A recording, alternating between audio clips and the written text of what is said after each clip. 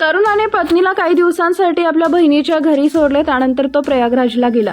काही दिवसांनी तो परत आला। बहिणीच्या घरून त्याने पत्नीला सोबत घेतले आणि बस प्रवासात पत्नीने त्याच्याकडे एक मागणी केली।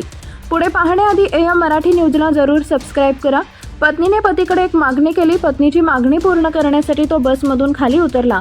तो परत आला तेव्हा रिकामी सीट पाहून त्याला धक्काच बसला। त्याची पत्नी बेपत्ता झाली होती। खरतर शहाबाद शहरात राहणाऱ्या मेहबूबचे 15 जानेवारी 2020 रोजी बरेली जिल्ह्यातील शाहीन हिच्याशी विवाह झाला। शाहीनला लग्नात सोन्या चांदीचे दागिने देण्यात आले। लग्नानंतर काही दिवसांनी मेहबूब याला कामानिमित्त प्रयागराजला जावं लागलं। त्याने शाहीनला सोबत घेतलं आणि त्याच्या बहिणीच्या घरी सोडले। प्रयागराजहून परत आल्यावर पत्नी शाहीनला सोबत घेऊन तो पुन्हा रामपूरला येत होता। मेहबूब आणि शाहीन दोघंही बसमध्ये बसले होते। वाटेत शाहीनने मेहबूबकडून पेस्ट्री खाण्याची इच्छा व्यक्त केली।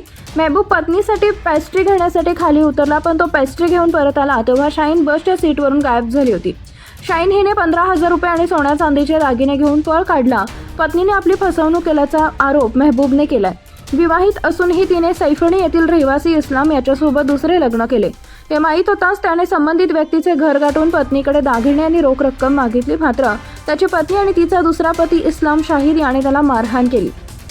याबाबत मेहबूब पोलीस ठाण्यात तक्रार करण्यास गेला, मात्र पोलिसांनी त्याची तक्रार नोंदवून घेतली नाही। त्यामुळे मेहबूबने कोर्टात धाव घेतली।